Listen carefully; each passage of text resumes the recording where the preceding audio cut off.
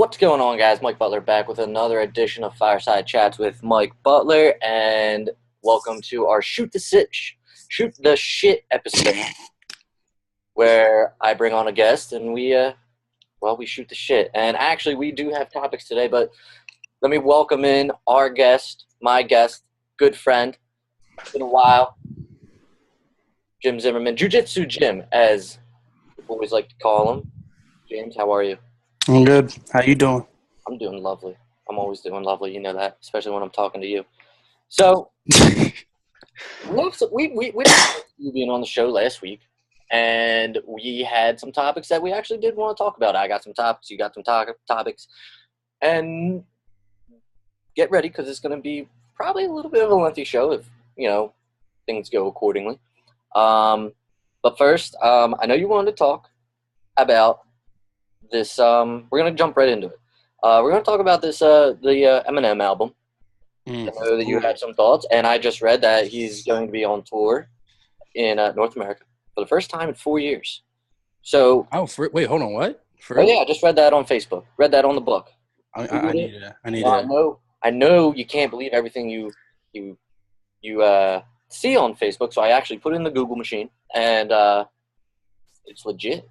Oh, wow. Yeah. That's amazing. Yeah, I'm definitely going. If Gab's watching this, well, she's probably going to watch this. We're going to the Eminem concert. So we're going to talk about, because I've been seeing that that's a very big deal, and I'm sure it is. Major deal. He's been doing like 100,000 seat arenas in Ireland, and like he's selling out. He was the first rapper to headline Wembley. He's been doing arenas with crazy numbers. So I mean, I guess that in a way, to me, hints at like the tone of the album. And I know a lot of people have criticisms because of the features on it. Yeah. A lot of white pop stars, and then like Beyonce and Kalani and Fresher. I don't know if you know Fresher, but that's a new name to me.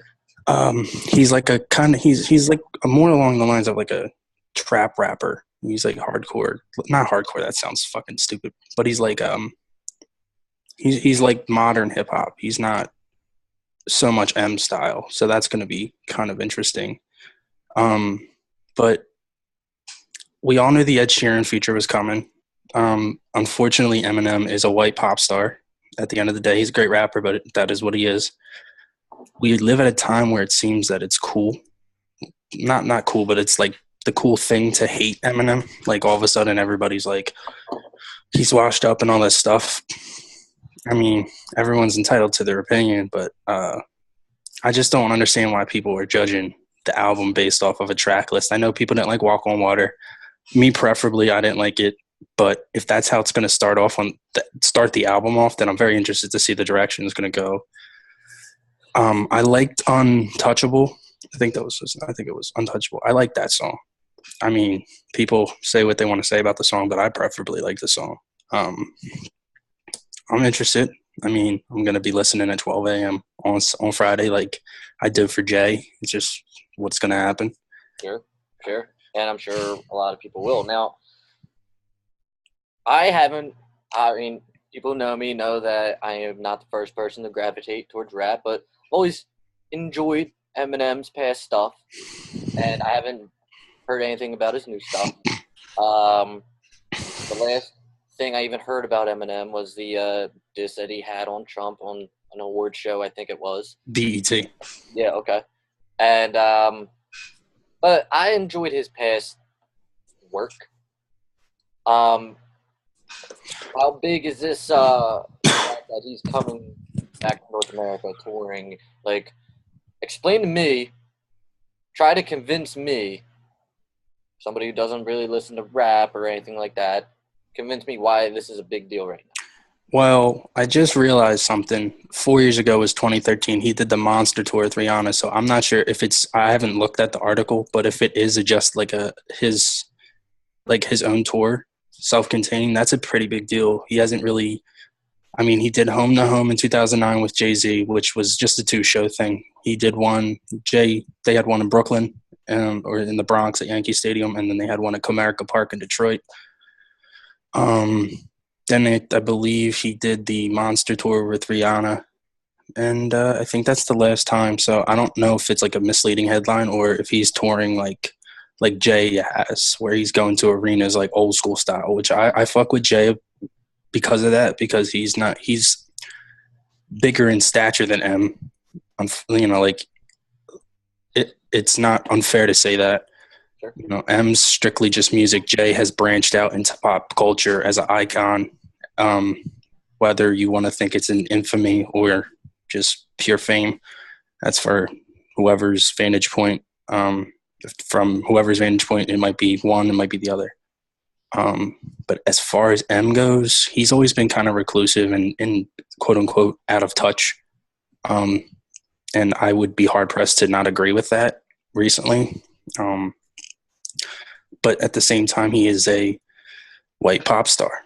He's a great rapper, great MC, but he is, at the end of the day, he has to make, it's a business, and he has to make his margins. And in the era of streaming, people are going to listen to the Ed Sheeran song as much as people are going to shit on it, maybe simply because it is Ed Sheeran. Now, let me stop you right there.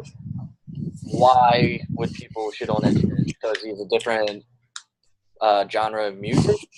Well, the main criticism from his track list was the fact that he had a lot of white pop stars on there, or even just pop stars. He has Beyonce, who's a pop star, the biggest pop star. He has Kalani, who's pretty big in the hip hop R&B sector kind of thing. Who else? You have Ed Sheeran, who, obviously Ed Sheeran and Beyonce's song, The Perfect Duet, is number one. Her first number one since Single Ladies in 2008. And I think you also have Skylar Grey, who he works with frequently. And he has Pink, which is, it's no offense, it's not 2001 anymore. Nobody wants to hear that. Like, the last song they made together was trash. It was just garbage. I didn't like it at all. I don't like when M ventures into the pop lane, but I understand that at the same time, he has to make, he has to pay the bills for the company. But I think he's been in the game long enough that he doesn't have to do that, and he can make like a J album. But the problem is that J came in by himself and M came in under Dre. So he's always going to have to answer to somebody, where J doesn't have to answer to anybody but him, which is why I think J is like seen on a different level. And I used to always think that they were neck and neck, and it's only been recently that I've noticed that Jay is significantly higher. And in my personal opinion, he's a better rapper. In my opinion, he's the greatest of all time. So, and when they said 4 years ago for to go back to the touring, 4 years ago, I was 2013, I was in high school, and I was never, you couldn't catch me saying that M wasn't the best. I mean, I had every picture, every album cover of his in my locker. Like that was the only guy I listened to. But now you go to 22-year-old Jim in 2017. I'm not, facts are facts. Jay just is better. His longevity is, he's 40. I think he just turned 48, I think. And 48?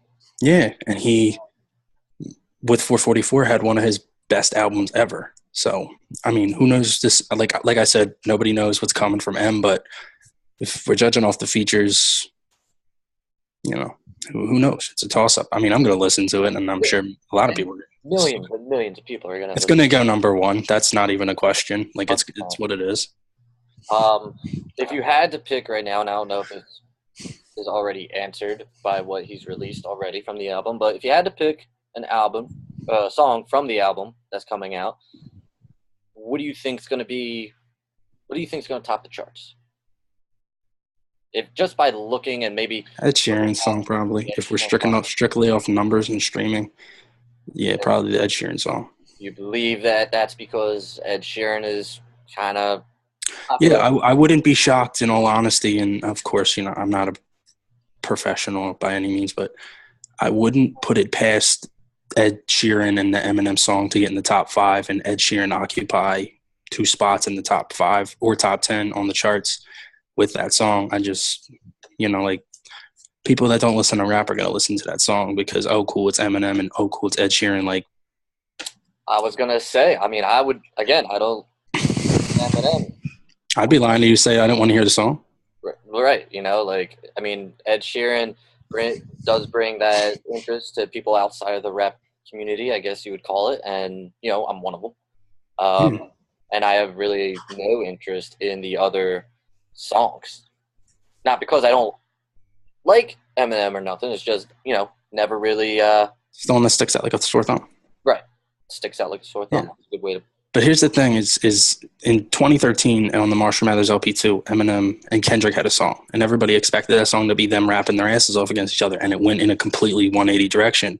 Ed Sheeran on his albums, from the little bit I've heard of him, I mean, he did a tape with Yellow Wolf. A lot of people don't know about. He did a tape with Yellow Wolf, which is Eminem and I don't know if he's still on. Yeah, he is on Shady still. Yellow Wolf is signed to Shady Records, so and that tape was good, and it wasn't really. It was a great mix. So if they, if he kind of like 180s everybody, and Ed Sheeran has rapped on songs, so yeah, who knows? So, I mean, I remember the Yellow Wolf, and I enjoyed that a lot. I don't know. I guess we're gonna find out and see. But is there anything else you wanted to touch on this Eminem stuff before we move on? I'm excited to see what him and Kalani are gonna do. I really am. I think that's going to be the dark horse of the album. I'm hoping that's the dark horse of the album because it seems like that's the song that everyone keeps kind of forgetting. Yeah. I hope him and Fresher make a dope ass track because Fresher's amazing. I like Fresher, and who knows? I mean, I wouldn't put it above him to have like secret features on it. Sure. So I mean, who knows? Yeah. So. Absolutely. All right. So we're gonna switch gears. And we're going to talk about something that has been going on in the world recently. We talked about it a little bit on the latest episode of Broadcast Podcast. If you haven't checked that out, please check it out with my buddies Topher and Jared. We talked about this Hollywood sex scandal business. And we kind of got to talking about, which one is the most devastating to hear out of all of them, and also which person right now, if they were to be accused of sexual assault, which one would be completely just devastating to really society, I guess, and to millions of people. And as we're recording this on Tuesday, the 12th, 13th, earlier today came out that a couple of ESPN and NFL Network analysts were accused. Don't know if you heard this, Zimmerman, but nah, I've been at work, so no, I've been out of the loop. From the ESPN side, well, they were all football guys, all right? Former players or analysts? Former player. I think there was 5 former players and 1 network executive. The network executive's name completely escaped my mind right now, but round off some of these names, we have Ike Taylor, former Steelers cornerback, Heath Evans, who I think is a former fullback for the Patriots, Marshall Faulk. Ooh. Yeah, that's a big one. And this one will probably hit close to a lot of Philadelphians' hearts, rather. Former quarterback. Ronda Rousey? Nah. Oh, thank God. Nah, not Jaws. It was Donovan McNabb. That's not surprising at all. Apparently, he was sending lewd texts to a what are those costume people, attire people? What are they called? I don't know. Costume, makeup and shit, the fucking wardrobe department or whatever. Person, yeah, there you go. He was sending lewd texts, and I don't really want to say what they were, but he was just say he was asking her if she did a certain act, and I would like to know the act. Well, what the hell? There's a reason there's an E next to my name on iTunes, which, by the way, you should rate and follow me. But anyway, he was texting this person asking if she was a squirter. Oh, yeah. Okay. Yeah. All right. That's down. That's okay. Yeah, and then he I said, wonder if he threw up before he sent those text messages. I don't know. I wonder. You know what I mean? I wonder if he threw up before that. He's coming in pretty clutch right now. I don't know. He has a better performance than he did in the Super Bowl. Yeah, Then he told her that she looked like somebody who squirted. So either this man's an asshole or he's the man's an smartest man asshole. on the planet. Maybe he knows something. No, I'm just playing. He's an asshole. That is whole thing. That's a dick thing. The thing is, this man has always been dumb. He's always been dumb. Okay. And during his time, I was like 13, 14, and I was the biggest fan. But as I grew up, and as he's left the game now, this man's been has been arrested for drunk driving. He's been let go. I think he started when he did this analyst stuff. He started with the NFL Network. Yeah. Then he went to Fox Sports 1. And now he was on ESPN, but now ESPN has suspended him as well as all those other guys for an undisclosed amount of time. And I'm just like, again, you're a public figure, and especially him, where Philly doesn't really need any more bad rep. People are going to be like, oh, well, he was a Philadelphia quarterback, so, this isn't surprising. I doubt that. I don't think that's going to be the story. Because you have Carson Wentz right now, and he's Mr. Jesus Christ himself. We'll get into that. We'll get into that for a long time. That's going to be the bulk, probably, of the show. Wah. Yeah. So, but going back to this whole assault sexually thing, this Hollywood stuff. And I'm sure you've heard of some of them, right? Yeah. Of the ones you heard of, because I was looking at a list earlier. There's like close to 100 after when you're counting people on TV, people in politics, all that stuff. But let's keep it simple here. Which one upset you the most, if any? I think it's important before I go into it to also, and I'm not diminishing the pain that those women went through by any means. That's not my intention. But I do think that we live in a time right now where everybody considers rape and risque text messages as the same thing. And unfortunately, that's not. It's just not. There's a difference between forcefully getting penetrated, for lack of a better term, and getting your butt touched. And I'm not saying that the pain mentally is any different, because I wouldn't know. I'm not in that perspective. As a man, I'm never feeling threatened when I'm around a woman, where from a woman, they're genetically less physically, they have less physical prowess than men. So I don't know that mindset.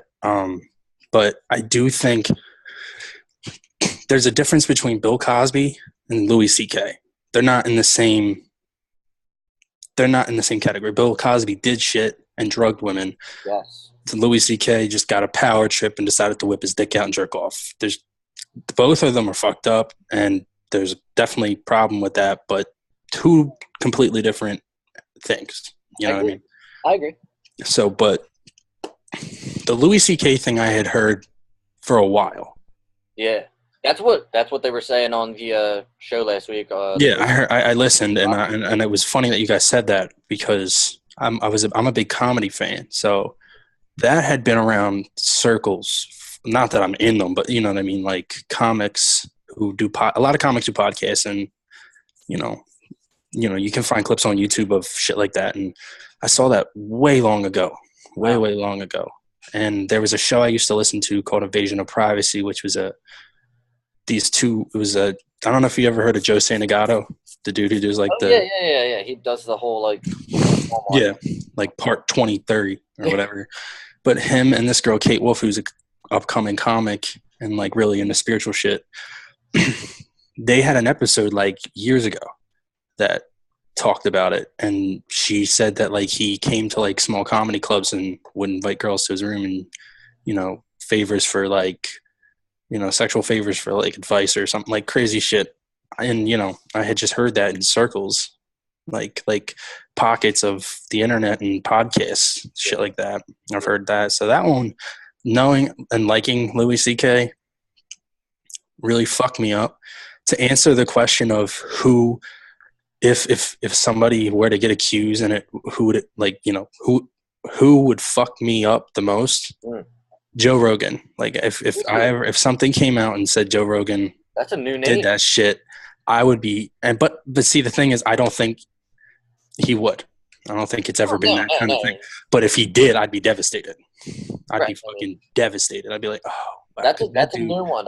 I haven't heard that one mentioned. That dude's changed my views on so many things that, like, if that were to be the case, I'd be like, oh, shit. Like, I'd feel mind fucked. Like, I'd just be like through a loop. But like, Harvey Weinstein didn't surprise me at all because that's always been like a joke. Like, oh, you have to fuck for parts and shit. Like,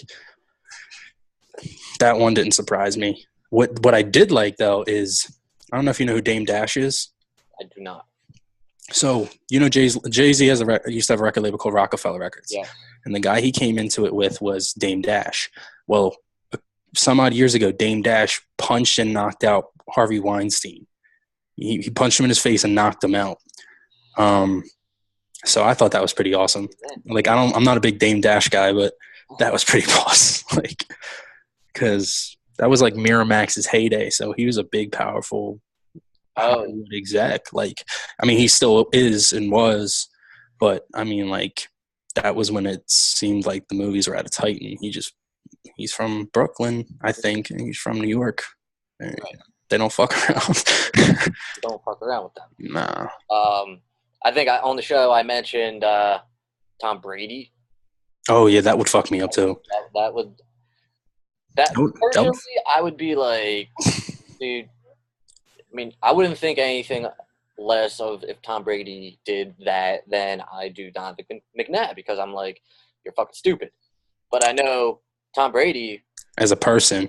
Like, I don't know him as a person. But like, you know, from all accounts, everybody knows Tom Brady. And yeah, everybody from all accounts, from all sides, he's a Class A player. You know, he's the guy. He's an intense person, and I mean, that would probably fuck me up just as much as when I heard Lemonade and found out that Jay cheated. Oh, that fucked me up. Wow. And she had him in the video and shit. I'm like, God damn, Jay, what the fuck, man? That fucked me up bad. I was like, because, you know, Giselle and Beyonce, like, what? Like, it just shows how crazy that kind of like fame and shit is. You know what I mean? You just power you get. You know, you kind of figured that, you know, this started, I guess this whole scandal started in politics, moved to Hollywood where it really picked up steam, and now it's trickling into the sports world a little bit. And it's just everywhere. It's just coming out everywhere. I mean, I don't know about you, but I saw it coming for the sports world. Oh, yeah. And I knew it was, I mean, honestly. Me and Ethan have talked about the fact that we're surprised nothing in wrestling's come out. I'm not, because I don't think. I am, though. But knowing that business and knowing that people from all different eras are coming out, like, I wouldn't be surprised if somebody from the 80s came out and said something. But then the sad fact of the matter is a lot of people from that era are gone now. Well, think about it, though. Back in the 80s, and this is just my personal opinion, people in the 80s, the life of pro wrestling was different then than it is now, and the shit that happens in the 80s, well, I mean, you always hear this thing about, you know, not bringing your wife or significant other into those locker rooms back in the 80s because of that kind of reason. I mean, men were going to be all over your girl, and so I feel like that this kind of behavior that's happening now was commonplace back in the 80s in a locker room. At least in pro wrestling. That's an interesting thing, and that's you know, I think, you know me, I think about shit real deep, and that's a thing, like the cultural difference. You know, like, who's to say that a female from the 80s, their mindset wasn't like, oh, this is just how it is, and like that view a lot of the time doesn't change. You know, like older people, they have a mindset that they're stuck in. Not saying that makes it right by any means, but it's just like. It's a cool, not a cool thing to think, but it's an interesting thing to think about. Like, what is sexual misconduct now in the 80s might have been commonplace. Like, and not saying that it's right, but it's just an interesting thing to look at if you can. Yeah. And another thing that was shocked about, well, not shocked, but I'm interested in that it hasn't happened yet. But are you kind of like surprised that it's the NFL that is trickling into and not like another sport, say NBA or the baseball? Probably not baseball, but the NBA is probably. I don't think in baseball nor hockey would people care enough. Right. You know what I mean? Like football and basketball, especially basketball, because basketball, you have 12 players on a team, 30 teams in a league. It's you have a microscope on you because, it's more of an individualistic thing. Every person has their style. That's what the NBA is embracing now, under Adam Silver. But yeah, like football doesn't really surprise me because there's so many people in football. Yeah. There's been so many people in football. You could be a solid player and have an analyst job. Like, it's the world of sports for football and how Americans consume it. The market's much bigger than in basketball. So, but I mean, I am surprised that nothing in football or nothing in basketball has come out yet. Right. Yeah. But it seems like the commissioner there is really. I mean, again, I don't watch basketball like almost at all, and it seems like from what I hear about that commissioner, it seems like he's been doing a fantastic, probably the best commissioner in sports right now. Would you agree? Yeah, definitely. Roger Goodell sucks. I don't even know the guy for the MLB. He's trash. And then the NHL, simply off the fact that it's not big enough here. Yeah, you can't. I couldn't even name you the NHL commissioner, or even if they have a commissioner that does all that stuff. I mean, yeah, NFL, NBA draft, they're the two biggest drafts. Everyone tunes in. Mm-hmm. Don't really hear about the MLB and the NHL draft. Well, there's so many. There's like the Rule 9 draft in MLB. There's there's so many different. I mean, I'm not deep immersed into like following farm teams and shit. I'm a Yankees fan. I watch and I know about the team. Like, I'm in depth with them, but I'm not like, I don't care about what their AAA or single A team's doing. Yeah. Congratulations on that trade, by the way. That shit was crazy. That you guys got. I knew that we were gonna get him because I saw a report earlier in the day that said he was interested in the Yankees, and then when he denied the waive his no trade clause for St. Louis and the Giants, I was like, oh, because he wants to be on the Yankees. I was like, so he's coming to New York. Like, I knew he was going to come to New York as soon as I saw that. Yeah. And I was like, there's no way he's not going to. Why wouldn't he want to come play with Aaron Judge and Gary Sanchez? All three of them are relatively young guys. Like, relatively, you'd be stupid to not do that. Aaron Judge had probably the best rookie year ever. Would you say? He had the most runs by a rookie in Yankee history. Like, that's crazy. So yeah, so congratulations on that front. Backpedaling to WWE and this assault thing. I did want to mention, and I'm sure some people have heard about it if you follow the product. Rich Swann arrested, suspended due to rightfully so. Rightfully so, absolutely. We're not condoning what he did. He was arrested for, I want to get this right. Aggravated assault and battery, I believe. Aggravated assault and battery, and then also false imprisonment. Yes. Which is basically kidnapping, I believe. Yeah. And so, I mean, WWE is not out of the woods yet necessarily. I mean, bad things are happening there. Thankfully, it was just Rich Swann and not somebody who carries the product like a Reigns or a Cena. I don't think you'd ever see that. I really don't. No. I don't think Vince would entrust that spot with guys that do that shit. I really don't, because you got to see, like, as much as he loves Orton, he's never. I mean, albeit Orton doesn't have the charisma that John Cena or Roman Reigns does, and I know people are gonna be like, Roman Reigns doesn't have charisma. Like, he does. He does. He has an attractive, like, whether, and I know this goes back to the yay boo shit, but like, if you draw a reaction, you have charisma. Because if you didn't have any charisma, no one would give a fuck when he came out. You'd be Dolph Ziggler. Like, nobody cares. Nobody like if he's a face because he's a face, they go yay. If he's a heel, they boom. Like when you're an ambiguous character in WWE now, it's a very good thing. Right. Yes. And because that's what they want. It's a conversation, whether it's positive or negative. You're stimulating and circulating information about the product, and it always keeps it in your consciousness in a weird way. Yes. I guess we could stay on the WWE product. We had talked off air about what's recently going on SmackDown, and we both said that we didn't watch tonight's episode. But basically, there's a tag match going on: Randy Orton and Shinsuke Nakamura versus Kevin Owens and Sami Zayn. If Owens and Zayn lose, they are fired. Shane McMahon last week made himself the referee. They're fired permanently from the WWE. Fired permanently. They can't go to Raw.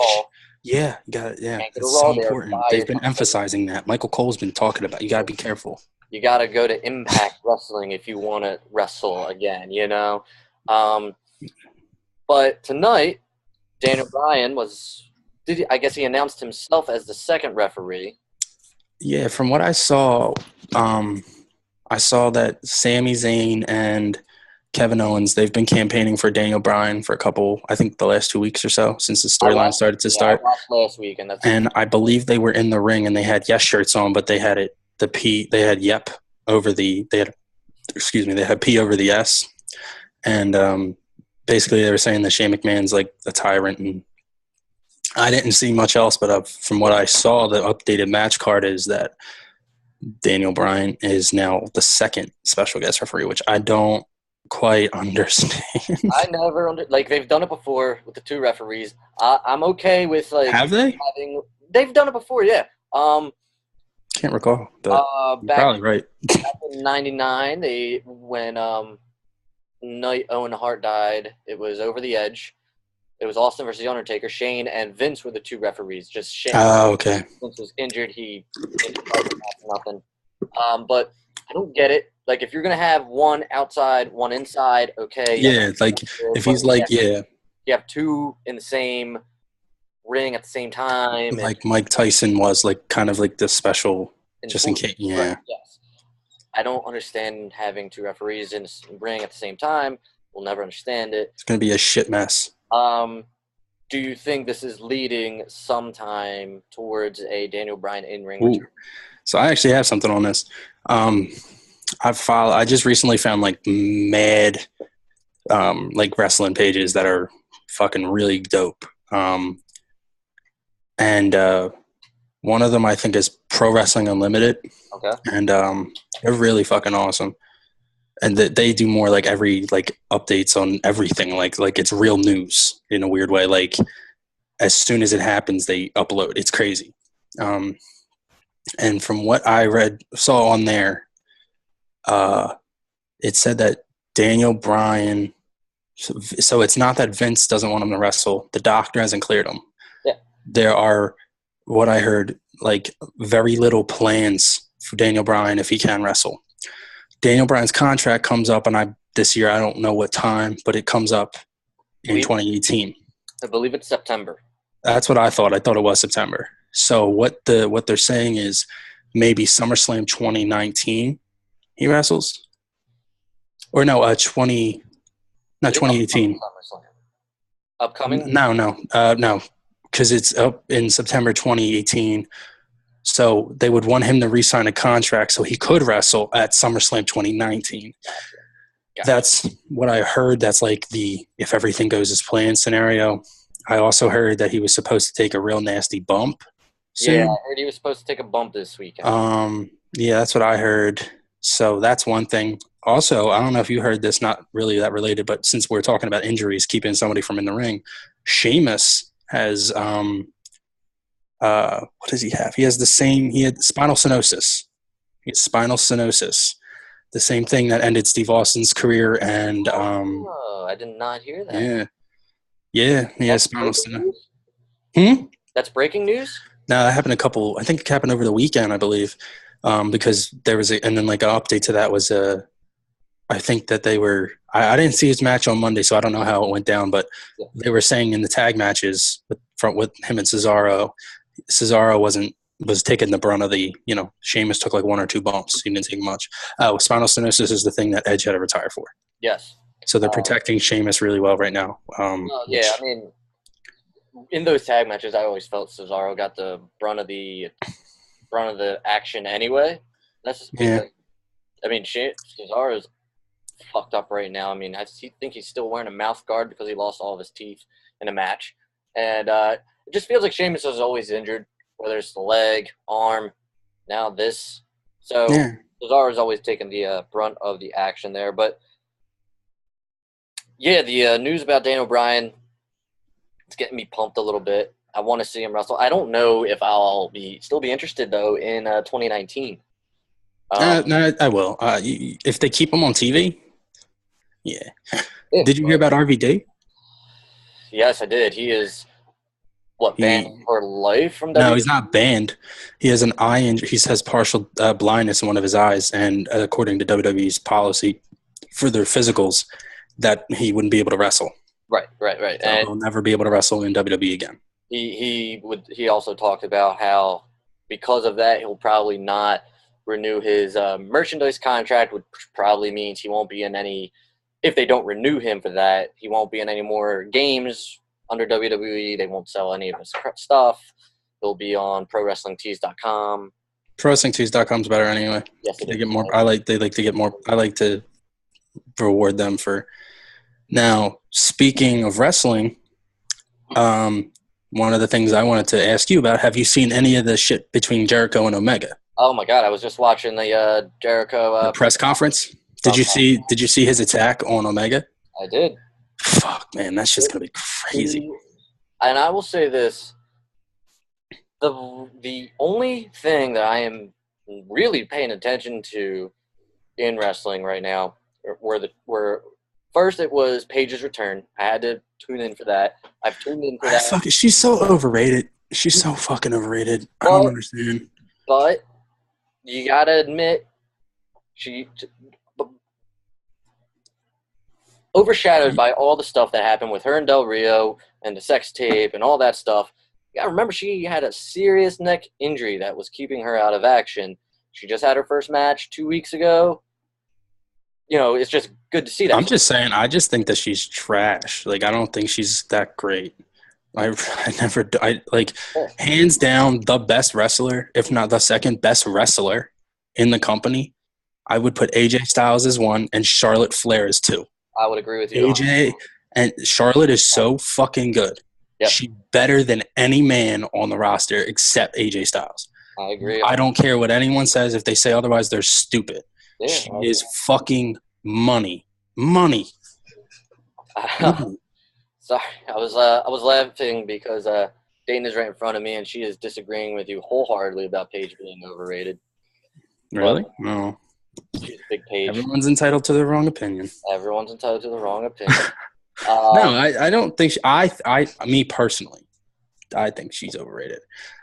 I don't think she's as great as people put her out to be. I agree. But I also don't think that Becky Lynch is as good as people think she is. I never thought Becky. Nor do I think Bayley or Sasha Banks. I don't think they're as good as they. I would put Paige way ahead of them. Yeah. But I also don't. I think that on Raw, their women's division, like Alexa Bliss, is blowing everyone out of the water. Like, it's so shitty right now that. Which begs the question, and I do like her coming as the leader of a stable, though. I fuck with that. I like that a lot. I really like that. I do, but I was just saying this to Dana the other day, and I don't know if you've seen the 2 people that she was with. I don't feel like Mandy Rose fits really in that stable because you got Sonya Deville, who is like a tough MMA-looking type of girl. Paige is just kind of crazy. I think it was diminished a lot because of SmackDown. They did like this, like the Riot Squad or whatever. Like, that shit is literally the same thing. And I don't know, like, I don't get it. I don't get it. Copy and paste. Yeah, exactly. Copy and paste product right there. But since we're talking about the women's division, this has been over Twitter the past, I think it came over the weekend. Ronda Rousey, apparently her WWE debut is imminent, if I'm using that correctly. Yes, that's what I've heard.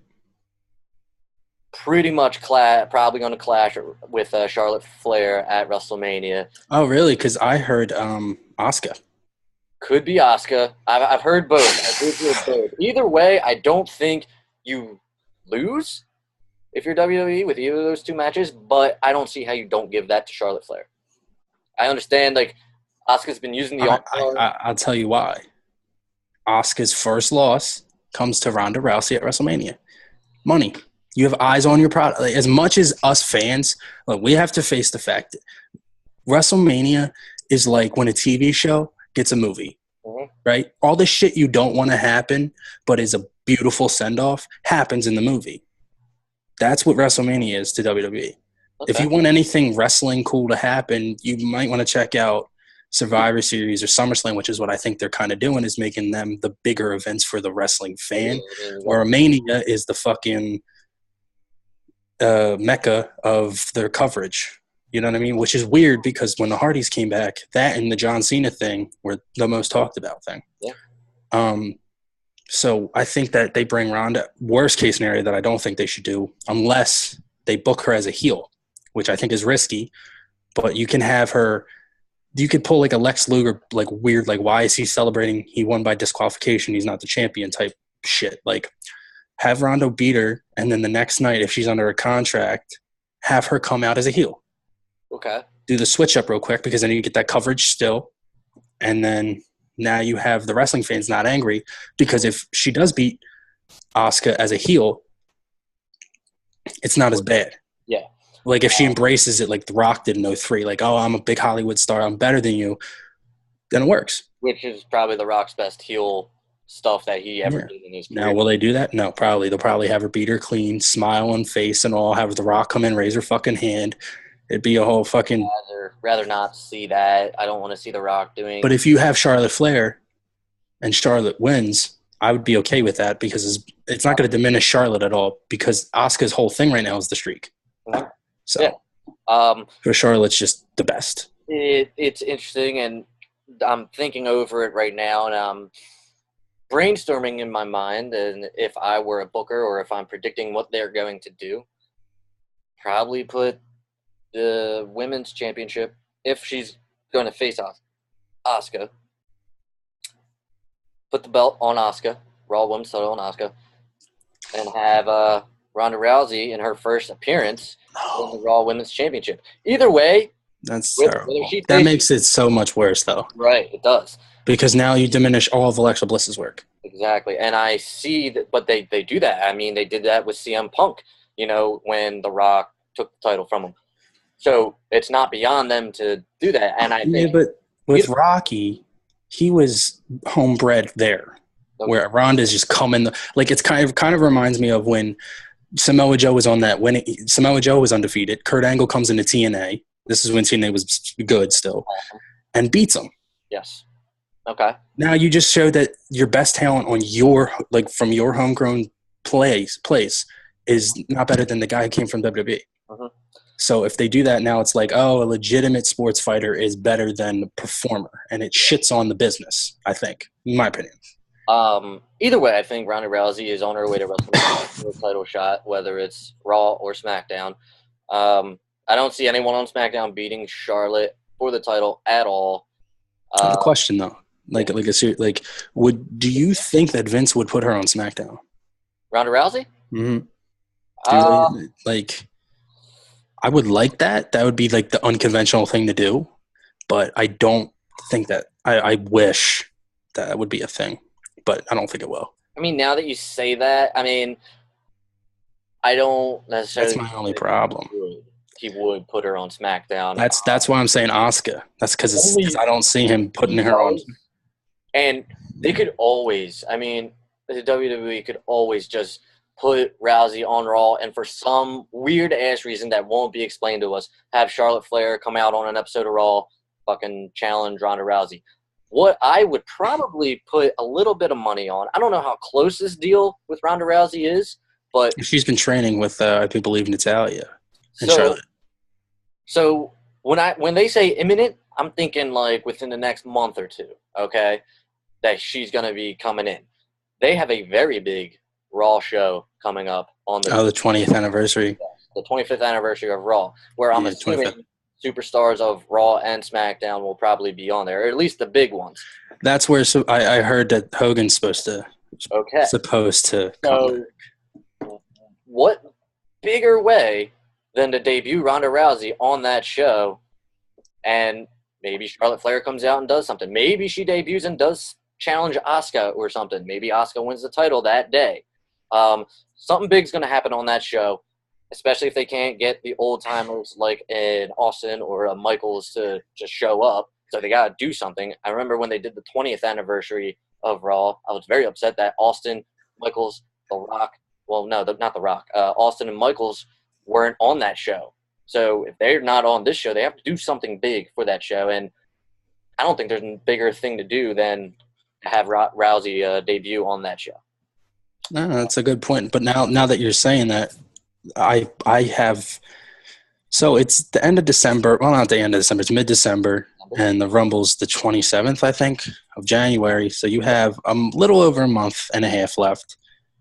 I think that you have the Rumble's after the 25th anniversary show, I believe. It has to be. Yeah, I think it's the same week. I think it actually is the Raw before.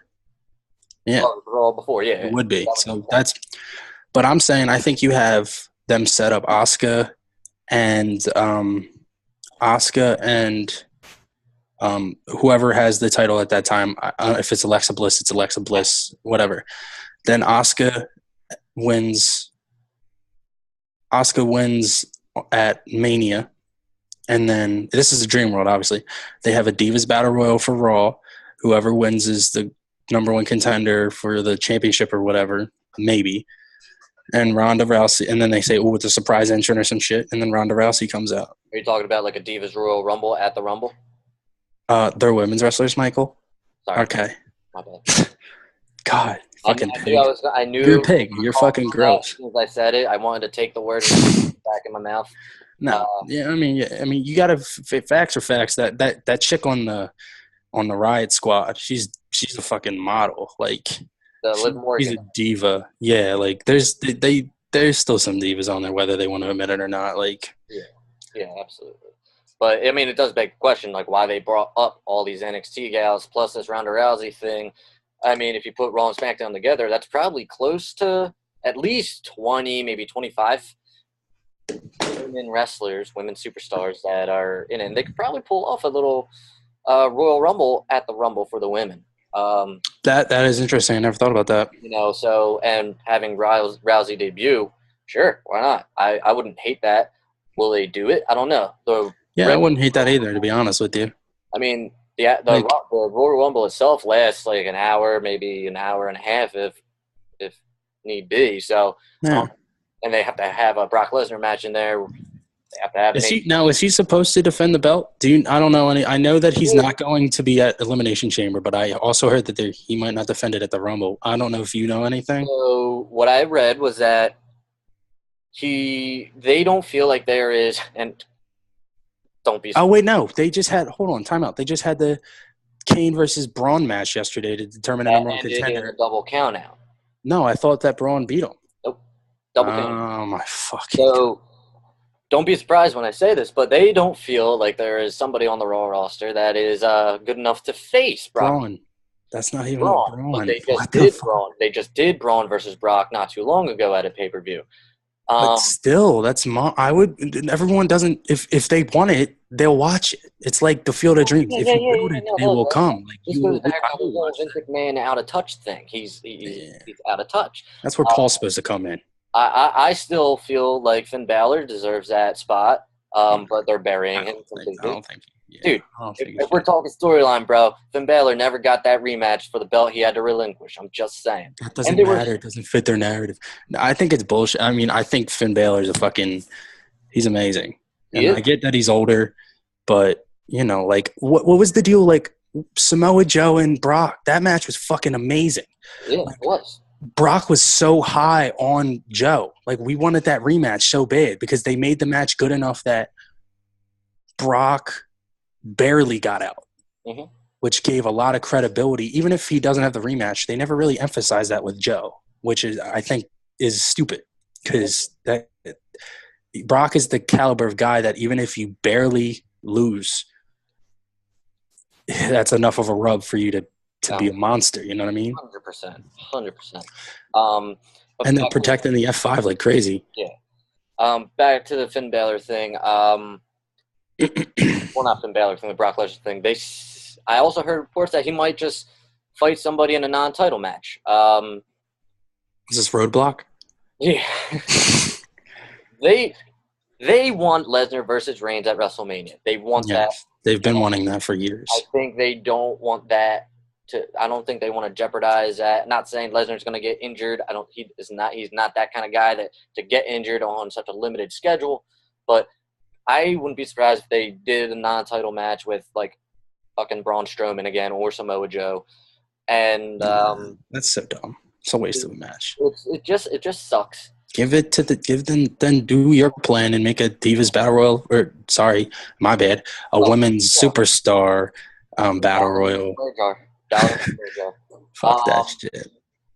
Which also, the Elimination Chamber you mentioned, that's not a SmackDown pay-per-view this year. That's a Raw pay-per-view. Mm-hmm. And if Lesnar is not going to be there, then I'm assuming a SmackDown guy is going to win the Royal Rumble. I forget who the two. So the fact of the matter is, Cena's gonna win his 17th World Championship at this Mania. That's what's gonna happen. So I feel like he's probably the odds from what I saw is that he's the favorite. Okay. There was another thing that I saw that said that it was him and another SmackDown superstar. So, and then from what I heard about the Elimination Chamber advertisements, the match is going to determine a number one contender for the Universal Championship. Yeah, so that's where Reigns for the second year in a row, we're going to have a SmackDown guy win. Which, if it's Cena, because Randy Orton won last year, he was SmackDown. Yeah, that's right. I was just thinking about that. My guess is that the last two superstars in the Rumble will be John Cena and Shinsuke Nakamura, because I knew they were talking about Shinsuke Nakamura versus AJ Styles at WrestleMania. Still could do that, but I don't see anybody beating AJ Styles for the title up until Mania. So having the possibility of John Cena versus AJ Styles and Shinsuke versus AJ Styles, that's an exciting finish right there for the Rumble, in my opinion. Will it happen? I don't know. But I think that Cena AJ was a 4, right? Because he's only beat him once. Cena only beat him once or twice, right? Twice, I think. Isn't it? They had that 6-man tag match between the club and Cena and Enzo and Cass. Where no, I don't count. I'm talking about the singles. You know how they had those 3, like they had the match of the year last year. Yeah. That Royal Rumble match was fucking the best match on the card. Cena won the SummerSlam match. And then the SummerSlam match, AJ Styles won, I believe. Yeah. And then they had a third match, right? Yeah. So I thought the SummerSlam match was the third match. I think they had one at because I know they had one at Rumble, one at SummerSlam, and I think they had one on a SmackDown pay-per-view. They had one at Money in the Bank, and that's where the club interfered and Styles got the win due to the interference. And then SummerSlam is when he beat him clean. Yes. So yeah, and then the fourth one. I'm convinced you can't go wrong with Styles versus Cena anymore. Like, you cannot go wrong with it. They're gonna have great matches. That Royal Rumble match probably gets match of the year. Not from Dave Meltzer, but from WWE. Well, it's not in the Tokyo Dome. Well, there you go. I want to see what he's gonna fucking give Jericho Omega. Like, is he gonna dick ride on that match and be like they're great workers. Kenny Omega is my favorite wrestler at the moment, but actually Cody Rhodes is eking up there. Cody Rhodes is fucking gold. Really good. No pun intended. But like, that match is great, and I definitely think that Jericho is going to give him the rub. I definitely think Jericho's 100%. Which is fucking great, which is what exactly makes Kenny Omega even – it's so good for the business because he's going there as the WWE guy. He called Vince and explained, like, that shows where – like, the fact that Vince was okay with that shows the level of respect that Chris Jericho has in the world of professional wrestling. Like, he's in my opinion, he's one of the great. He might be second only to Shawn Michaels for total package. He's not lying when he says he's the best in the world. If he does, in all honesty, and the dude's a goddamn genius. He is a goddamn genius. Oh, he's so good. He's so fucking good. He's unbelievable. I think Matt, the fact that Matt has the creative freedom with the broken character, Vince is like he doesn't have to go to anybody but Vince. I think that speaks volumes to how much confidence he has in that gimmick, and I'm so happy that they did that because I love that, and it's no different than it was, and it's just better. I'm so excited.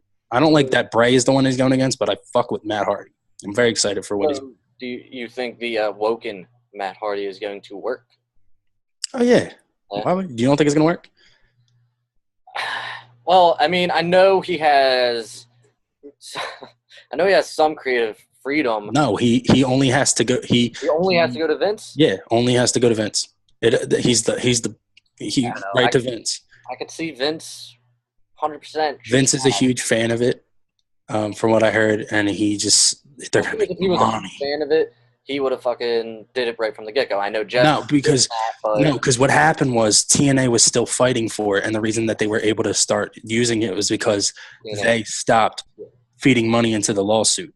I think they would if they had the rights right away. They definitely would have done it. That's money that you're waiting. Like Vince is not, despite what people might say. If Cena is watching it and coming to you probably when you're in TNA, the fact that you're on that radar still because TNA's, and it's not only TNA. He was able to do it in different territories. If Cena, your top guys are coming, you going, yo, this is fucking amazing. Even if you don't understand it, if it's going to make money, you're going to do it. When you have 75,000 people at WrestleMania deleting, you don't ignore that. As much as he's an out-touch old man, he's not stupid. He's still a billionaire. He's still a genius. And I would love for you to explain that whole thing you just said to Dana, because Dana is highly against the Woken Matt Hardy because she still sees him and Jeff Hardy as the team heartthrobs that they always were in WWE. Just to speak volumes to how much confidence Vince has in this, there are rumors that when Jeff comes back, he's coming back as Brother Nero. Think about that. Yeah, and Dana has no idea what Brother Nero is, and she's in for the goddamn treat. I definitely think Matt Hardy – I always liked Matt better than Jeff because naturally being myself, everybody loves Jeff, so I always had to go in the direction that everybody else. Sure. I thought the shit that he did with MVP, underrated as fuck. That shit was funny as hell. That was during SmackDown's hottest period, in my opinion. Yeah, it was like the down end of it. That shit was the ruthless aggression. Yeah, absolutely. Yeah, that shit was insane when it was him, MVP, Batista, Taker, Edge, Mr. That shit was fucking gold. Yep. Jeff, I don't think has the charisma Matt has, and in this WWE climate, it's more about with all the shit coming out about concussions and injuries. It's less about the flippy bullshit. Yeah. Because if you want that, you go to the independents. Where Matt, it's now more focused on the person and the personality. So I think that's why Matt excels now. He's another guy that's just a genius. And Matt's also a better wrestler. Just because he can't do the flashy shit, technically, he's just a less reckless wrestler. There's a reason Jeff's out and not Matt. But there's also a reason that Jeff is popular and Matt's not, and it's because of the same reason. So it kind of is the whole Miz saying, I've never hurt anybody, I've never been hurt. When Daniel Bryan called him safe in the ring, yeah, and that's why I'm wrestling and you're not. It's that kind of thing. Yeah. But I definitely think the fact that Ethan told me about that, and that surprised the shit out of me. I was like, really? He's like, yeah, he only has to answer to Vince. He doesn't have to go through anybody, the channels. And really, think about it. Matt if Vince says no to any of that, Matt probably has the comfort and the power to just say, okay, F off, I'll go here and do what I want. And I'll make it the best thing that you're going to see. And you're going to hear. I don't think Matt's going to do that because I think Vince and him Vince has probably been like, listen, Matt, you come to me, and if we like it, then we're going to do it. We're going to make he was like, we're going to make so much money from this. Matt's going to see so much money from this. And I can't wait for the merchandise to come out. I can't wait. So excited. I don't fuck with the whole Bray Wyatt thing. I think Bray needs to him and Dean Ambrose, they need to take time off. Like, well, I mean, not so much anymore because the Shield's back together, but before when he was just like the lunatic fringe, he needed time off. He needed to come back, be more ambiguous, Brian Pillman type. Yeah. Like, I hate to say it, but Roman's a better wrestler than him right now. I hate Roman Reigns simply because I don't like how he got his push, but Roman has improved greatly. His match with Cena, the way that he's able to flop around like he's lifeless, Yeah. I can't deny the man has the dramatic chops anyway. Like when he's like, you know, he knows how to sell it. He's fucking exhausted. Because like when he just falls on the dude and he just looks like he's just dead weight, Yeah. that shit's crazy. Yeah. Like he's, I don't like how he respects the belt. From what I've heard, they're trying to make the belt the title on Raw you're supposed to care about. Yeah, well, I think he's definitely shown more respect to the IC belt than he did the US. I just don't like how he carries it. Like, that's... Yeah, well, WWE made a whole fucking gallery of champions who don't wear the belt around their waist. Most of them are fat guys. Like, Big Show didn't because he can't. He can't, yeah, he can't. Kane didn't because he couldn't. Like, Taker did because Taker was lean. Yeah. He was muscular. Cut. Roman Reigns has gotten better. But, I mean, hey, last time I talked, you just said you hated Roman Reigns. The last time I talked to you about anything wrestling, you were all about Roman Reigns after he beat The Undertaker, so you got some explaining to do, bro. Well, I like Roman. I like Roman Reigns. I think he's good. I don't think that he deserves his push. I like Roman. I don't want that to get fucked up.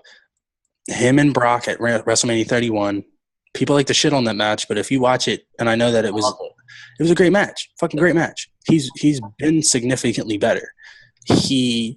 As much as people are like, oh, he doesn't deserve it, like if you were him and Vince McMahon came to you and was like, hey, we're gonna make you the face of the company, you wouldn't say no. Yeah, you don't. You're fucking stupid if you say no. Yeah. And I think it's hard because Cena is part-time, but Cena is the first, like WrestleMania 34's poster. He's the first person. He's the middle person. Yeah. The difference between him and Rocky is that he stayed. Even if it's part-time, like he's still there. Yeah. So it brings eyes to the product because he's there.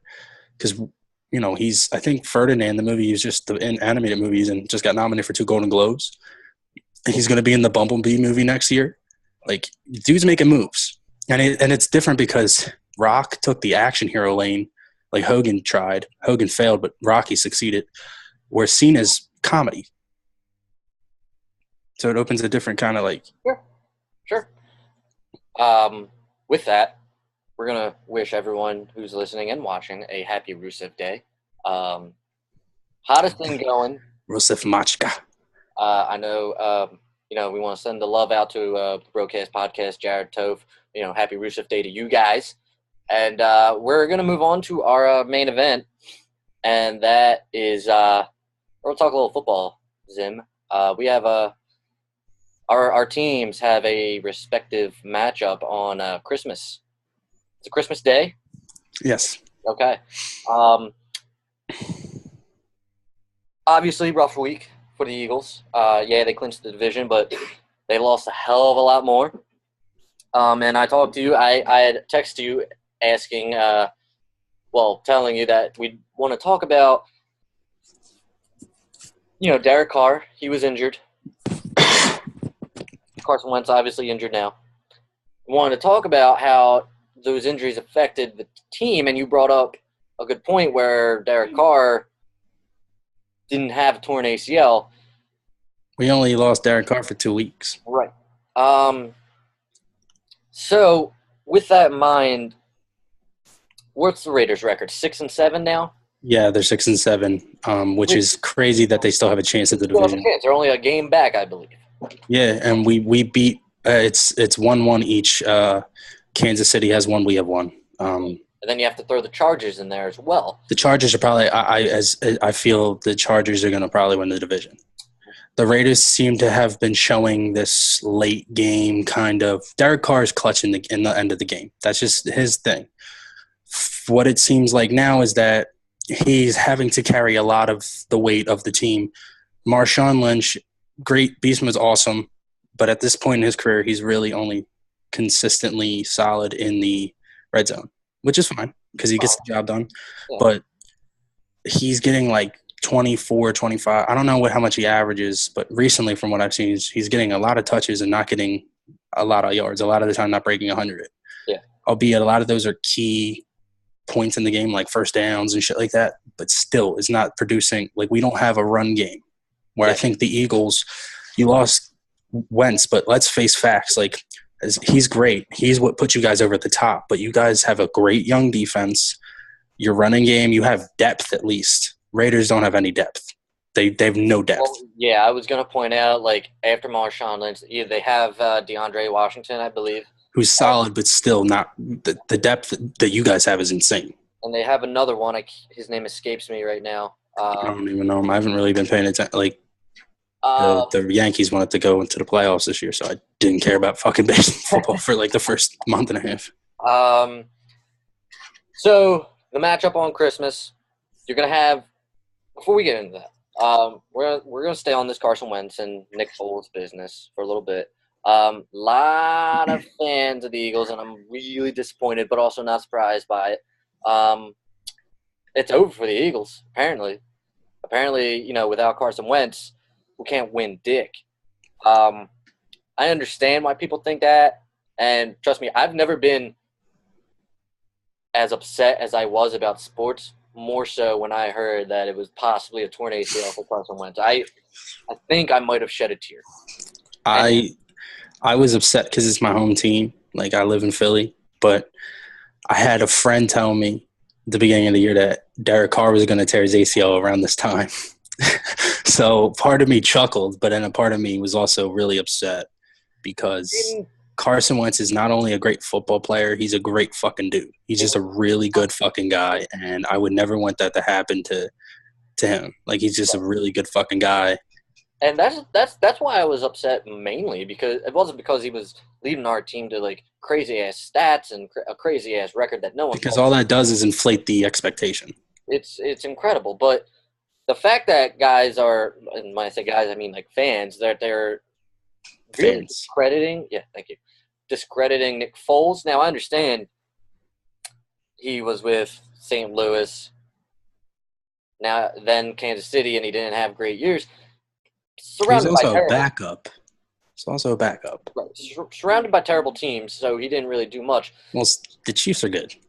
The Chiefs are good. They won the division last year. Oh, all right, fine. But how much playing time did he get, though? He did enough to help them get to the playoffs. I mean, it doesn't matter because if you think about it, the backups are always the ones calling the plays. Why? I'm a Raider fan arguing for you guys. Like, you guys are fine. You guys are going to be all right. You're not going to win by a lot. You're going to be fine. I'm on that side of the argument. I think we're going to be fine. The thing is that bye week that we're trying to get is crucial because of the fact that we'd have to play one less game. However, what fans are not seeing is that we still have 3 weeks. Who do you guys play next week? The Giants? We have the Giants on Sunday, which is okay. So I wouldn't put it honestly. The only way I see the Raiders beating Eagles is if we lose next week, because then we're done in the playoffs. And when the Raiders have nothing to play for, they just knock the shit out of people. Yeah. But I definitely – so you guys are 11-2. I definitely give you the Giants. I don't see them – that's in Philly, right? Because you guys came off of – that's in the New Meadowlands. Okay, so now you have Seattle, a game in Seattle, a game in L.A., and now you have to – like, that's also a factor is they're playing away. Sure. Where in the playoffs, if they get the – yeah, so I think that if they – except when Christmas we're playing in Philly. Yes. But I definitely think you beat the Giants. I don't see you guys not beating the Giants. The Rams are a good team. Yeah, Jared Goff is no joke. As much as people wanted to dismiss him last year, like, he is no joke. Yeah. Like, him and Carson Wentz, that's the first time in a long time that the number 1 and 2 draft picks have been doing very good. Yeah. The Vikings are really fucking good. Drew Brees is still Drew Brees. I think you guys will get the first week bye. It's ours for us to lose. I think with that win over the Rams and all Vikings and Saints losing and somebody else lost, I think we own pretty much virtually every tiebreaker if we keep winning. I think we have to go if we go 2-1 in the final 3 games. Who's your last game? Our last game is Dallas. Yes, right? In Philly. So I don't see you guys losing the last 2 games of the season when you play home. Right. I just don't see it. I see maybe the Giants making you guys a little bit uneasy and kind of taking advantage. But then again, I see these guys on the sidelines and it's a different Eagles team.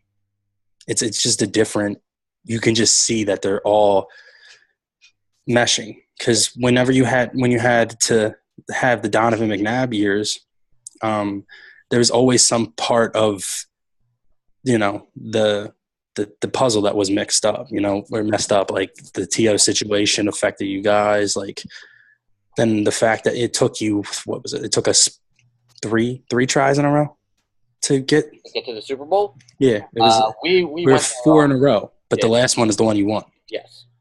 So, and they haven't been to the playoffs since 2013. 2013. Yes. Okay, so that's 4 years. And not only did they come back and make the playoffs, they won the division. And for a long time, that was our division to lose. Okay. So I think you guys are probably going to end up 13-3. 13-3. I would love to see 14-2, but at least 13-3. Right.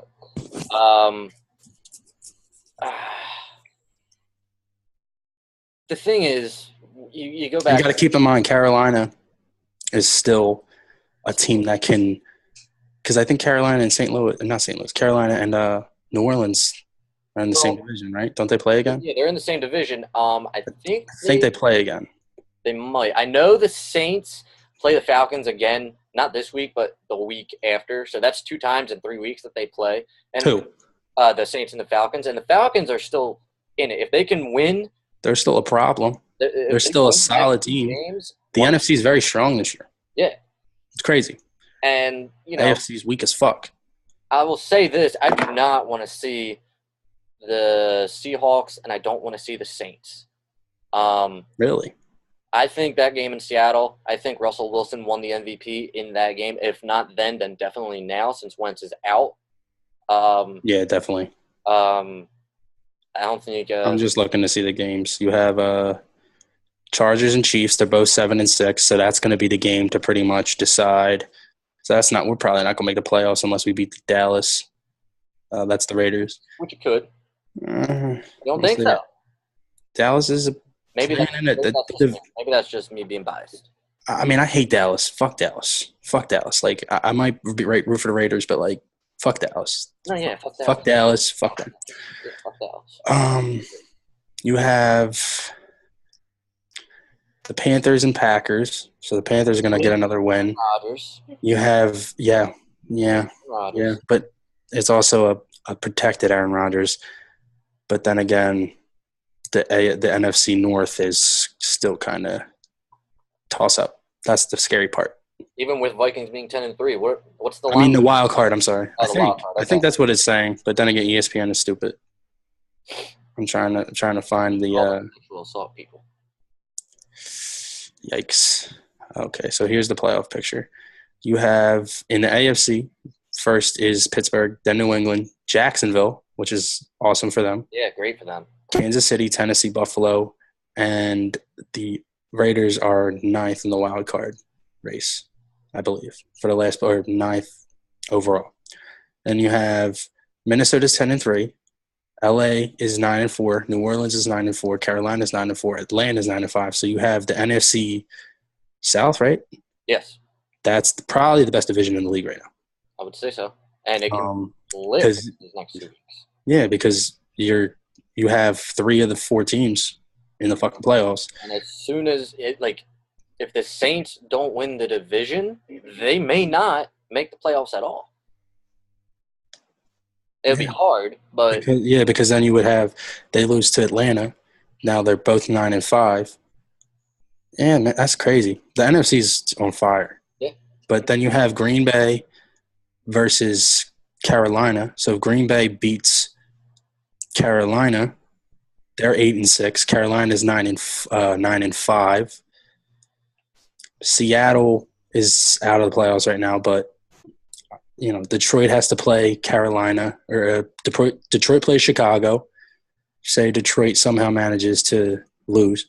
Mm-hmm. Green Bay, it's a toss-up right now. Like it's going to go down to the wire. Yeah, it's going to come down to last week. So I think because of, the fact that Minnesota's going to have to play an Aaron Rodgers Green Bay again, that could be a loss. Mm-hmm. Could be. I'm pretty sure you guys are right because the Giants and Dallas, they're nothing. Yeah. Dak was exposed. Like that's what it is. If the Packers sneak in to the playoffs, that's scary as well. Don't want to see them. Don't want to see Aaron Rodgers in the postseason whatsoever. He just lights it up. Ice cold. Ice cold. Yes. Man is a bad man. Dak and the Cowboys, I'm not too threatened by them. I'm not just saying that because it's Dallas. I'm saying that because they can't win without Zeke. No, they can't. Not at all. They're just a terrible team, and yeah, I know that they're going to get Zeke back for that big game against Seattle, which I think. Oh, he comes back in 2 weeks, right? Yeah, you're right. Comes back in 2 weeks against. Oh shit! Then they might beat you. I don't know. They might though. Who fucking knows? You guys are going to be fine. I would not be surprised if they do beat us because I feel like we'll probably by that time last week of season we'll kind of know if we're the number 1 or number 2 seed. So it'll be your backups. Starters. And Zeke will run reckless on our starters, on our backups, 100%. I wouldn't be surprised if we play those starters if Dallas was playing for a playoff spot and we tried to keep them out. I thought they officially lost. No, wait. Still in it. No, Giants, yeah, they won. They won last week. Yeah, Dallas can still get into the wild. Yeah, that was if they lost last week. Because we're off. It was if they lost last week, they were out of the playoffs, right? Something like that. I think so. Something like that. It's weird. But where do you see your Raiders? Are they in the playoffs or not right now? No. Not at all? No. Okay. No. And if they do, they're going to lose first round. And I'd rather them lose. I'd rather them lose the games, get a better draft pick. I'm not saying tank this season. I'd rather them – their secondary. Our secondary's trash. Mm-hmm. Our front line's fine. We picked up that I forget the guy's name, but we picked up a middle linebacker. But our cornerbacks, our safeties, we need to develop more, and we need better ones. So if we can get at least the top 15, which is what it's looking like, I'm fine with that. Okay, fair enough.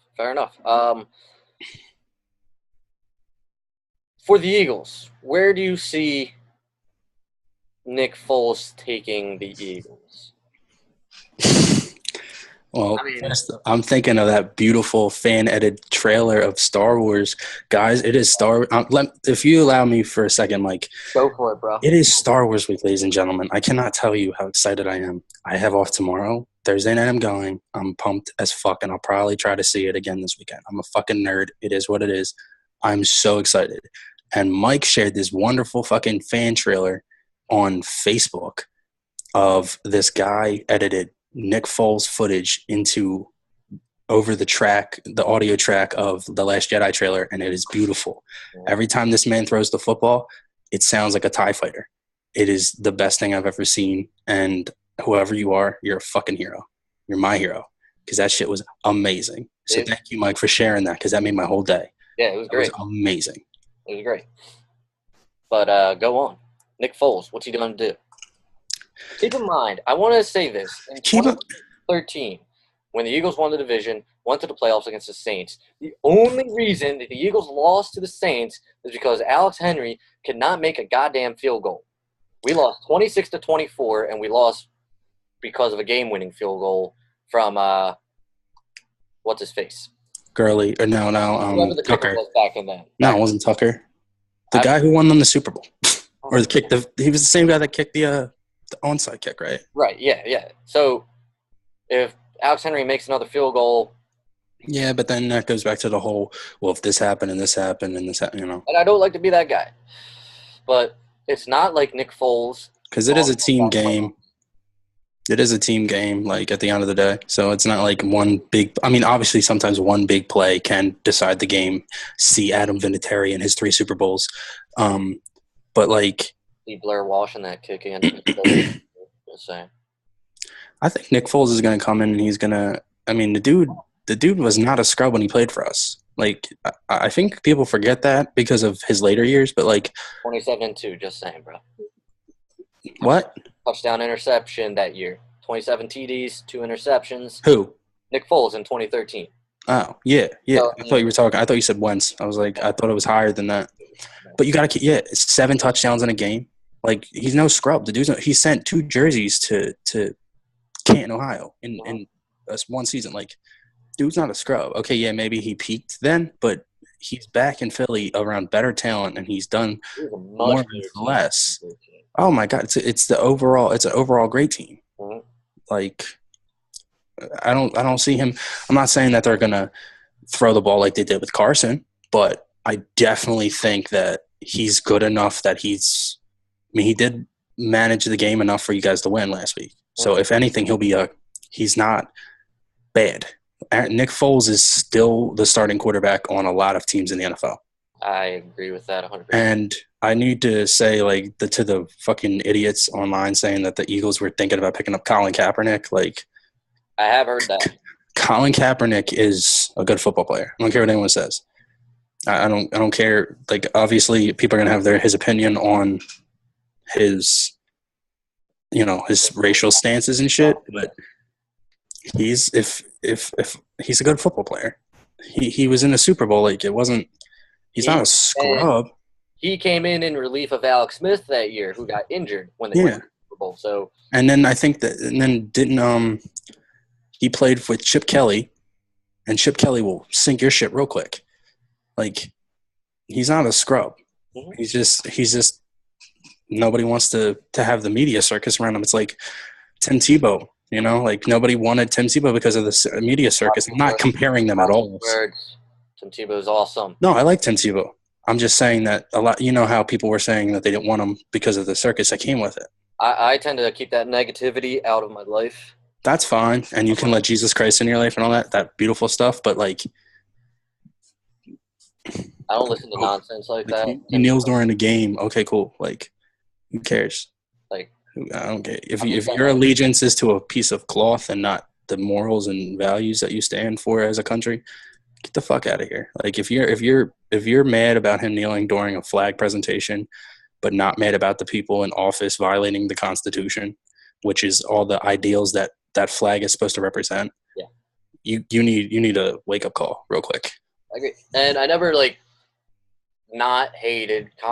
never hated Colin Kaepernick because of his stand. No. I don't think he should be on the Eagles at all. I don't think he should be on the team either. And I'm going to disagree with you. I don't think he's a great quarterback. I'm not saying he's a great quarterback, but he's better quarterback than some of the starting quarterbacks in the league. That's undeniable. I mean, yeah.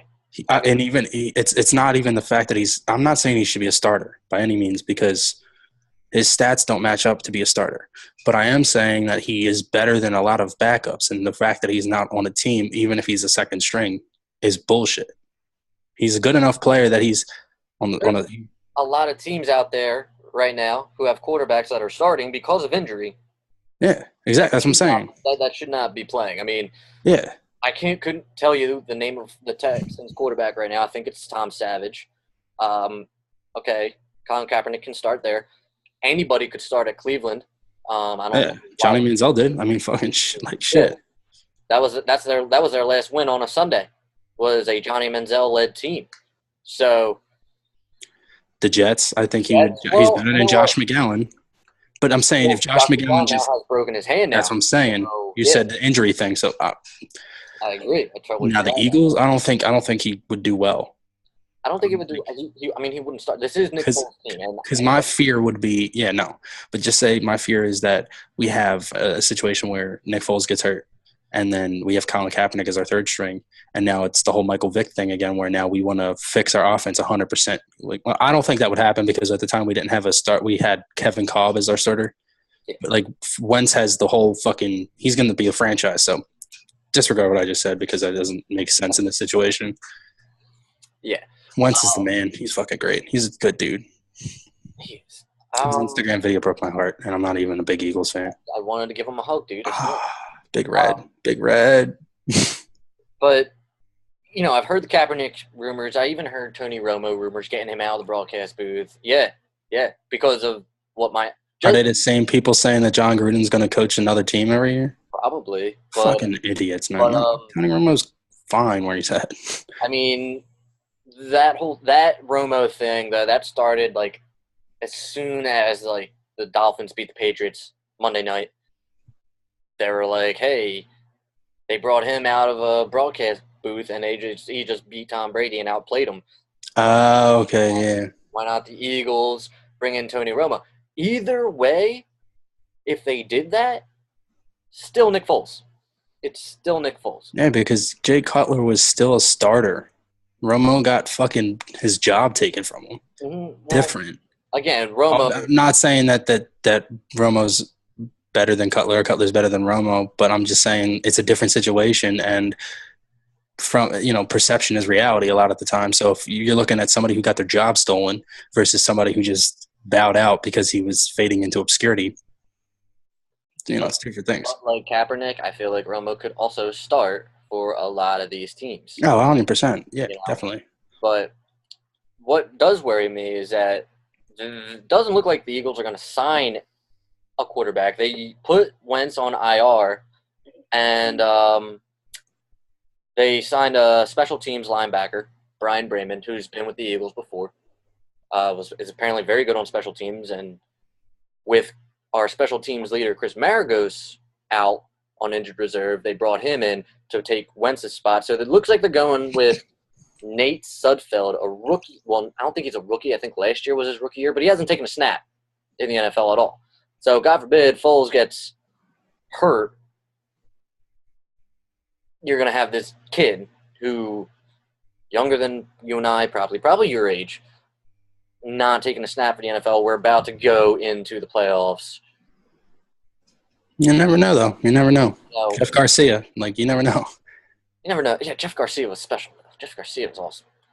Yeah, but Jeff Garcia was past his prime, too. So who's to say it's not? I mean, you never know. Kirk Cousins. Think about Kirk Cousins. I mean, shit. Yeah, I guess Kirk Cousins is all right. But Kirk Cousins took fucking RG3's job. Fucking rookie of the year bullshit. He did. You're right. So I think we've about covered everything. I want to talk about one thing that we didn't talk about, even if we just glass over it. Go for it, bro. Have you seen this video, the viral video of the kid who was crying in the front seat of the car? Me and Dana were just freaking out about this kid a little bit. Did you hear what happened? I mean, about his mother? I did not hear about his mother. All right. So for those that don't know, because they don't have the internet or they're just stupid, there's Keaton Jones, who's an 11-year-old kid who got beat up. By the way. Yeah, generic as fuck, but whatever. He's an 11-year-old kid, and he has something going on. I don't know what, but people are saying cleft palate. I don't want to speak because nobody said anything. But he recorded a video. His mom recorded a video of him saying, "Why do people bully?" Well, somebody started a GoFundMe for him. It wasn't his mother. It was this other gentleman, and the goal was $20,000. In 2 days, they got to $58,015 and ended the GoFundMe. Because people started to look, it's the internet, and everybody's always want to be the person that digs up the dead skeleton, the skeletons in the closet. Found posts from his mother, Kimberly Jones, from before, where it was a very racist stuff, and she was there was reported comments of homophobia. And as well as racist comments towards African Americans and Jewish people. And then this is unfounded from what I've read thus far, up until right before we got on. But there was a an unfortunate rumor, I believe, circulating saying that the kid got beat up because he said the N-word. That I don't think is accurate, but it's still it's unfortunate that he is getting more flack from a video that had a good message. But it also raised a question within me because there was also a girl who was 13 in Southern California. Her name was Rosalie. She was 13. She had braces, and she killed herself because she was bullied about her braces. She wrote a letter saying that she was ugly, she was a loser. And this is the sickest part of this whole story that I don't think anybody really knows. But if they do, it was very glossed over. After word spread that she had passed away because she hung herself, and then they put her on life support for I don't know how long, but they pulled the plug. The kids posted memes, and one of them, the one I saw anyway, was her face posted on a body of somebody like pointing like this at a bed. It said, "Hey mom, don't tuck me in this." And then the next one was him like this with her face again saying, "Tuck me in this," pointing at a grave. And the caption under it was, "Go ahead and get mad. I don't care." Or it's not like I'll care. And I'm like, kids are fucked up. There was another girl, 10 years old, Ashanti Davis, Aurora, Colorado, 5th grader. She wanted to be a WNBA star, and she hung herself in her closet, 10 years old. 10 years. And this is what made me, I think I actually have like the facts of, the thing that made me like the sickest was the mother of Rosalie posted on GoFundMe as well. And what her GoFundMe was for the funeral.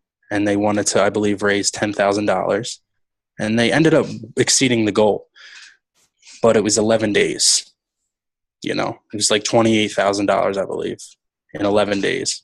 And this kid not only got $58,000, but invited to countless other things. Countless events from bands. And I'm not trying to downplay his situation at all.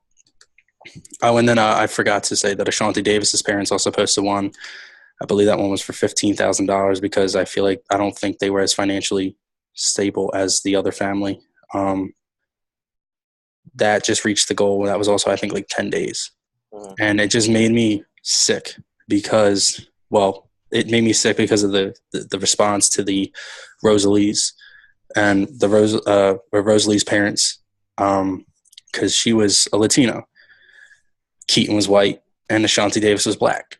And I would be hard pressed to say that the stories of those two, albeit covered, it's just like the perception. And I'm not even saying the media, I'm just saying perception wise. I've seen people on like my Facebook and social media that I follow because they're like preppy white kids.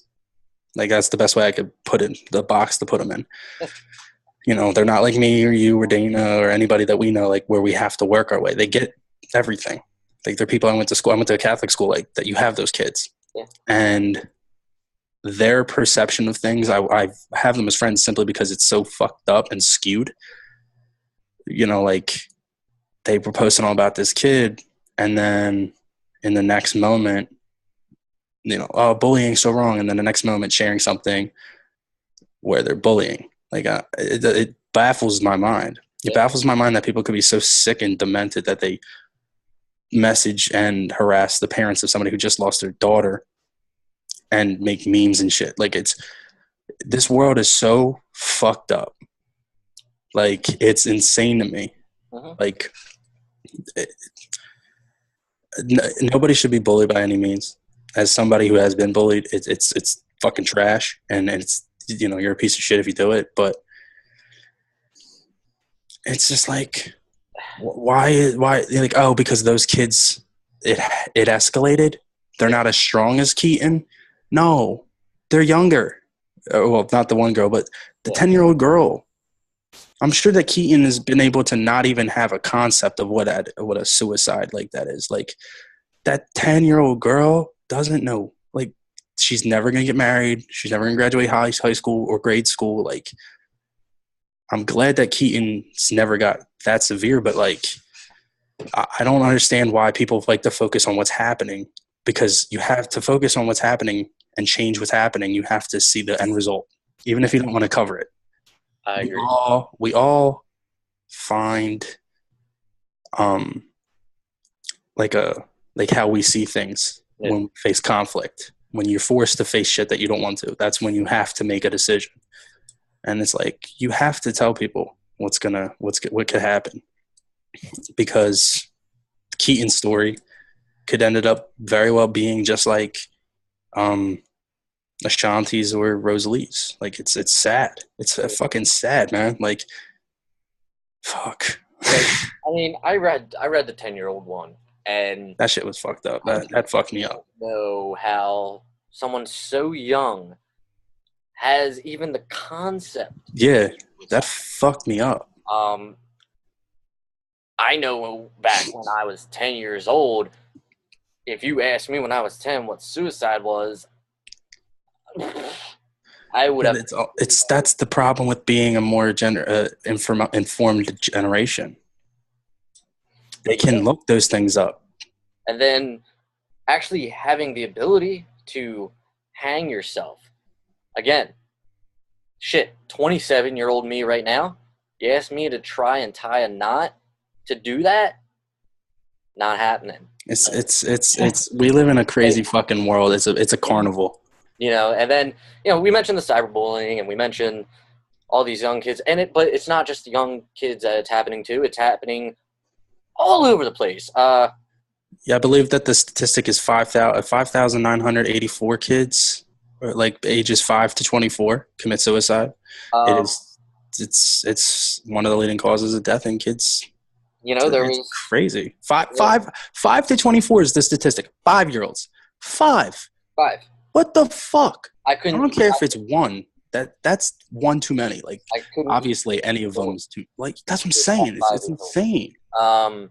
Shit's crazy. And last week news broke of the porn star, 23-year-old August Ames, cyberbullying because of a comment she made. She did not want to do a scene with a male performer because he was doing he specialized gay porn as well. Yeah, he was also in gay. She didn't want to work with I think it was like she didn't want to work with a guy who also did gay porn.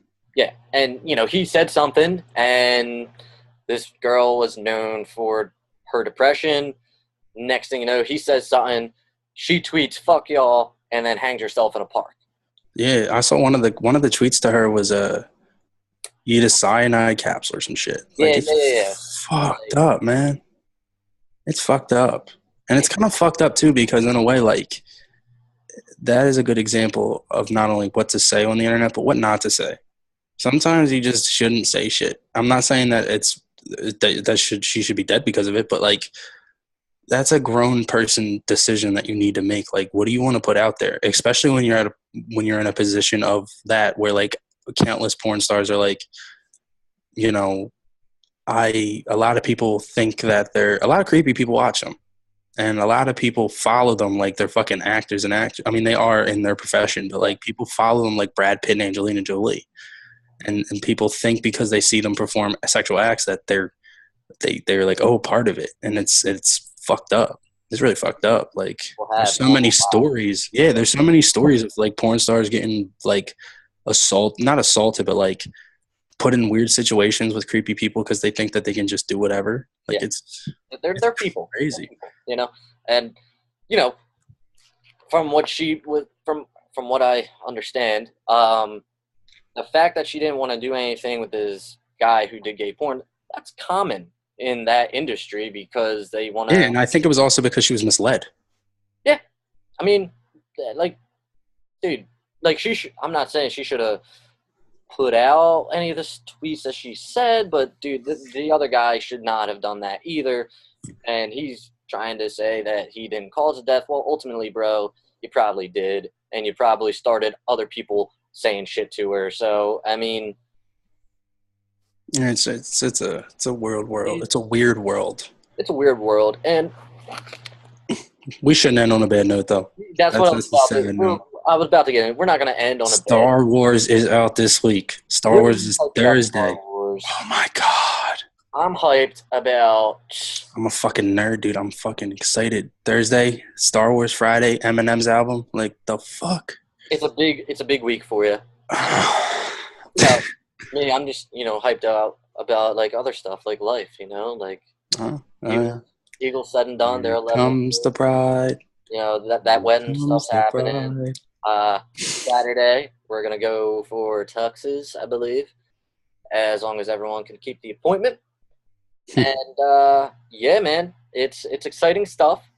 Um, I'm gonna make a prediction for Star Wars. okay, here we go. I want Rey to be Obi-Wan's daughter so Whoa. bad. What is that?